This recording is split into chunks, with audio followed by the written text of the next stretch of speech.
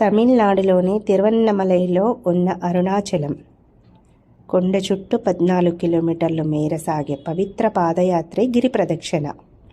ఈ కొండను సాక్షాత్తు శివస్వరూపంగా భావిస్తారు.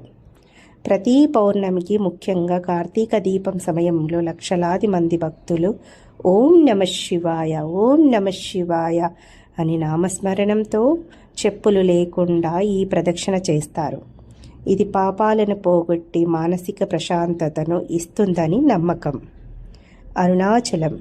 అరుణాచల గిరి ప్రదక్షిణ సుమారు 14 కిలోమీటర్లు. మనం నడిచిన దాన్ని బట్టి 3 నుంచి 5-6 గంటల సమయం పడుతుంది. ప్రదక్షిణ మార్గంలో అష్టలింగాలు ఇంద్ర, అగ్ని, యమ, నిరుతి, వరుణ, వాయు, కుబేర, ఈశాన్య లింగాలు దర్శనమిస్తాయి. పౌర్ణమి రోజులు తెల్లవారుజామున లేదా సాయంత్రం వేళలో శ్రేష్టం. అరుణాచల గిరి ప్రదక్షిణలు ఏ రోజు చేస్తే ఏం ఫలితాలు వస్తాయి? సోమవారం పరిపూర్ణ ఆరోగ్యం, దీర్ఘాయువు.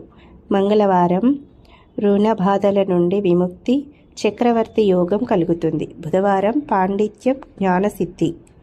గురువారం స్థిరమైన ఆధ్యాత్మిక అవగాహన మరియు దృష్టి. శుక్రవారం అపార సంపత్తి, అనంతర కాలంలో వైకుంఠ ప్రాప్తి. శనివారం సర్వగ్రహ దోషాలు తొలగి అన్నింటా విజయం. ఆదివారం శివ సాయుధ్యం. ఓం నమః శివాయ.